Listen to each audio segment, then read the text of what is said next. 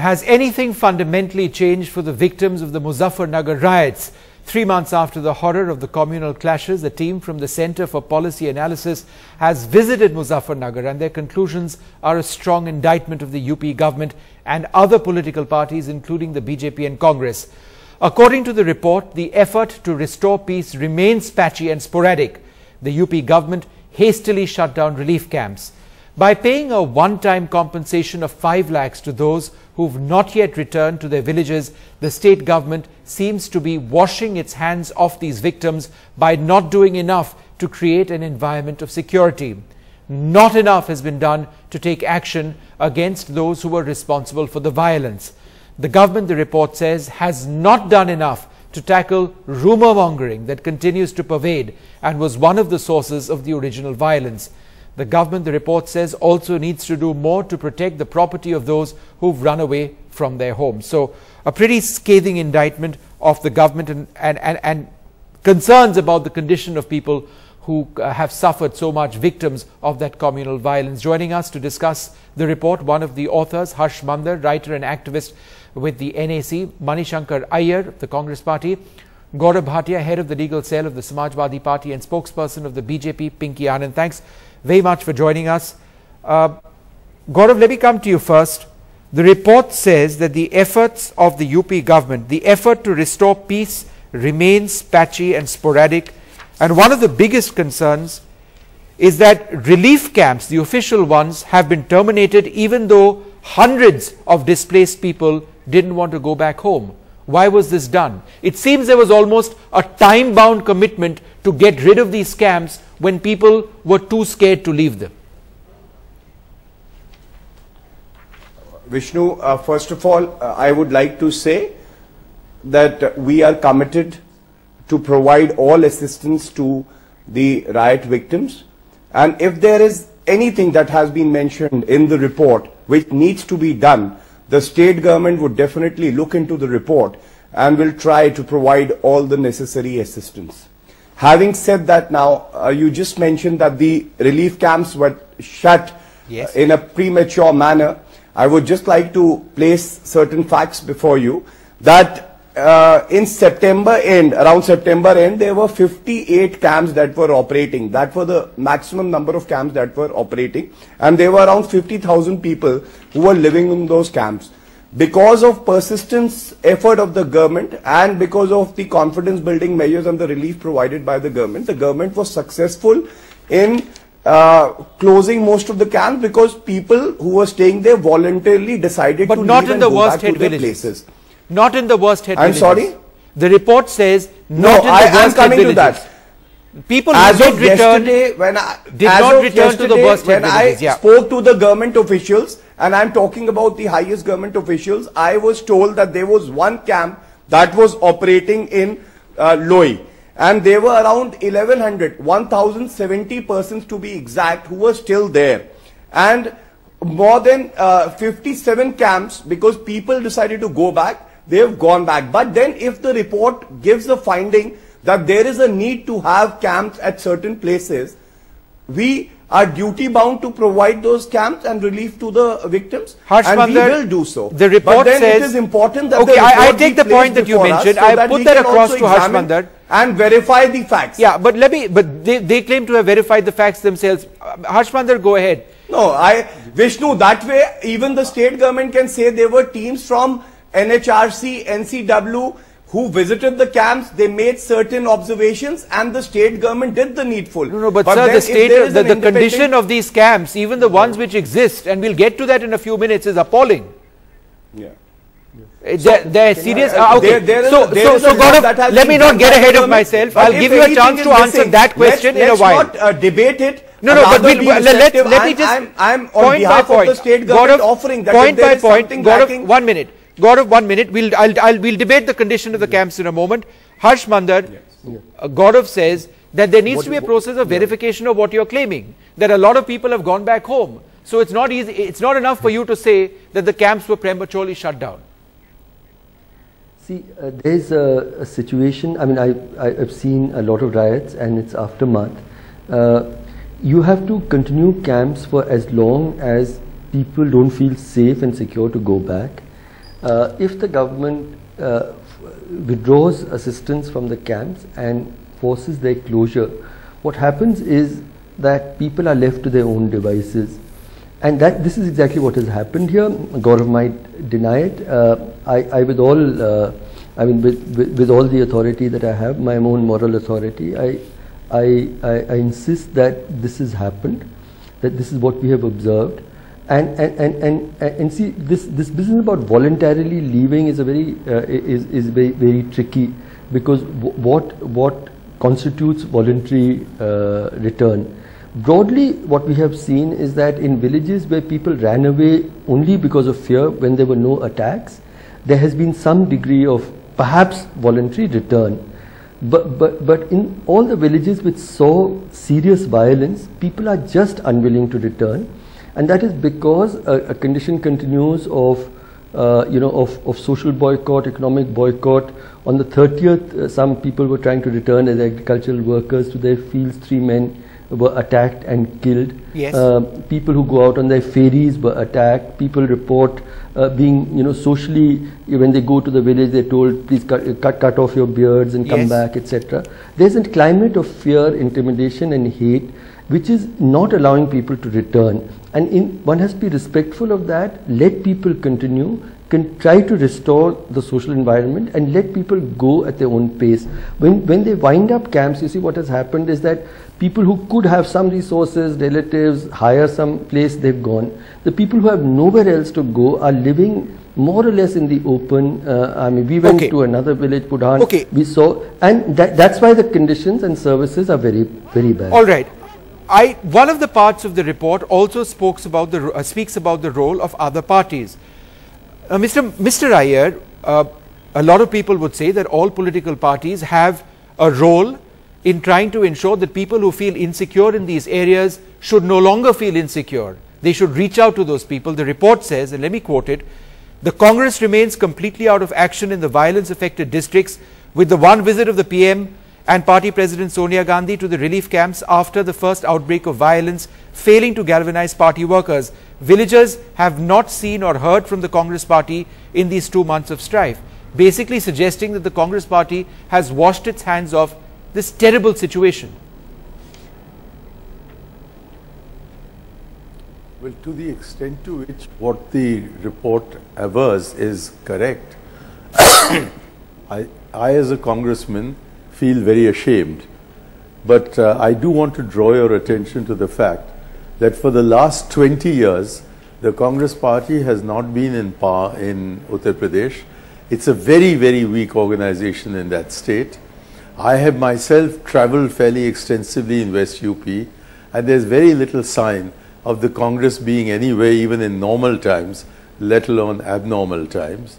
But to my mind, notwithstanding all this, the Congress should have been more active. And it seems to me too that this report, which I commend, seems to underline the utter indispensability of the Communal Violence and Targeted Violence Act, which in bill form is now at an advanced stage of consideration. And I do think we need to have norms which are laid down in the law as to what are the steps to be taken in the event of such a terrible attack upon the secularism of our nation. Pinky Anand, the report also speaks about the BJP. And if you look at the first report, which was published a few months back, and this report, one of the central themes is that there was a great deal of rumor mongering which was deliberately done and which resulted in this communal violence to a large extent. This has been a central thesis over here and in the first report. But this report says, and again let me quote from the report, many of the BJP leaders named in FIRs for inciting communal violence have either evaded arrest or quickly obtained bail. They are still active in the region, and while those on bail are visible, others have been active in fomenting unrest, as the recent Husseinpur incident has clearly demonstrated, basically suggesting that the BJP continues to make a bad situation worse. Vishnu, I think, first of all, let's get certain facts straight. The BJP political people who were arrested, in fact, in the NSA proceedings, two of the MLAs, Sangeet Som and the other were arrested. They have been released. The detention order has not been made final, and in fact that is the finding of the board itself, because they were falsely implicated. There was no involvement of the BJP people in any of these riot situations, and that is in fact the matter which is before the Supreme Court, that there is targeted situation here. The government has failed to take any action to protect. In fact, on the contrary, it has targeted false FIRs, it has targeted false actions, it has helped facilitate the release of accused people who have perpetrated the violence. And to come back to the original incident, Gaurav's father himself is before the Supreme Court, and where he has urged that the state government has, the police who is investigating the matter has asked him to file an affidavit withdrawing his original statement. So in the face of all this, I think we should be very careful as to what we say against any other party, when it is the state government which is failing to take any action whatsoever to restore normalcy. As you said, for example, even for the relief camps, I mean, we are talking about the government suddenly opening number of relief camps, government distributing lakhs towards ceremonies of marriage. There are different sides of a very complicated issue. What the state government has failed to do, the report spells out. But the role of the BJP and affiliated organizations in fomenting trouble over there, even now, is something that has also been spelled out quite categorically over here.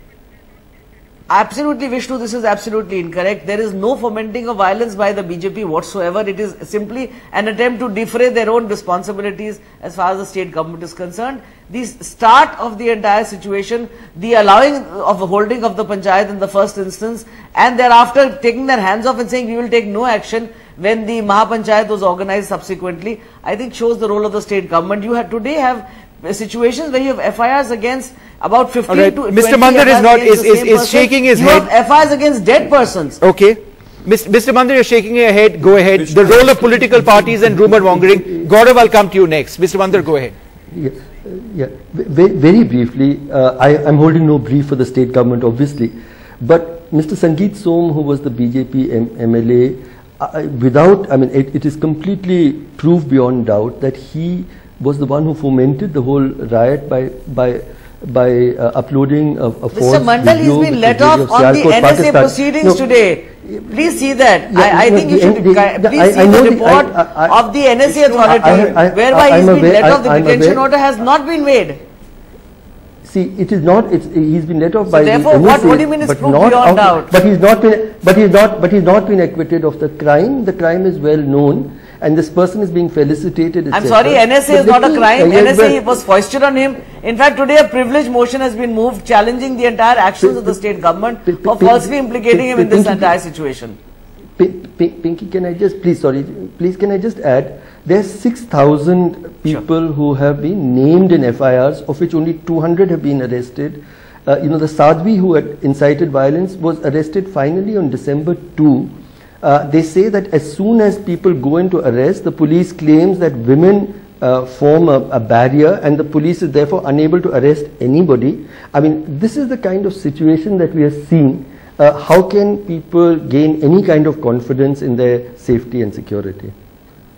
Gaurav, Harsh, you know what you're talking about, as if filing an FIR means that you can go arresting people. That is not the entire focus of the legal issue. Gaurav, go ahead. FIR Yeah. made, first of all. All right. Pinky, 1 second. Let Gaurav go ahead and make his point. Because one of the points, Pinky, that you said is that the state government has done enough. Gaurav, go ahead. You have a demand for SIT investigation throughout all cross-sections of society. Pinky, 1 second. Let Gaurav speak. Go ahead, Gaurav. Yeah, factually, I think Mrs. Pinky Anand is not right when she says that Sangeet Som and Suresh Rana were falsely implicated. Yes, it is true that the advisory board did not find sufficient material for preventive detention, but the substantive offences where FIR has been registered against him still stand, and investigation is going on. He has not been acquitted of those. So that is actually not correct. In respect of which there is a demand there could have been an easy answer to talk about the BJP wrongdoings, to talk about the roles of the BJP MLAs. I would not take that route, because today what we are discussing is human lives. the state government is more concerned about Gaurav, you those can't take that victims. route because ultimately the state government has been... No, Pinky ji, allow me to make my point. Actively Please, I conspiring. did not interrupt when you were speaking. Go ahead, Gaurav. Yes. I am more concerned, the state government is more concerned, the Chief Minister, Mr. Akhilesh Yadav, is more concerned about those riot victims. And Mr. Mandar's report or any other person who approaches the state government showing data that there is need for more arrangements to provide state help, we are committed, and that is why I said we will look into the report. My information from the DM and other authorities is that there is proper medical facilities. There are 3 doctors posted at the Louis camp. And apart from that, children have been provided with blankets and woolen There have been 28 deaths, Gaurav. But yes, I'm sorry. 28 deaths, according to reports. That is factually not correct, Vishnu. Okay. I checked. In the last 1 month, I'll give you the figures. I did check with the state authorities. In the last 1 month, there have been 3 deaths and all 3 persons were above the age of 65. And this is the official number. But if there is anything that is missing from the camps, we want to provide them, and there should be no debate over it. There should be no politics over it. And that is why I'm more focusing on the role of the state government and what we still need to do. Okay, and what you are willing to do is what you're saying. But last word to Manishankar Iyer. Unfortunately, this has become a deeply political issue. The allegation is that different political parties have sought to take advantage of this situation. It's resulted in the loss of lives, and there seems to be no way out of it in the immediate run. What can be done, sir, constructively to ensure that that sense of fear that exists goes? Because that is central to this entire problem.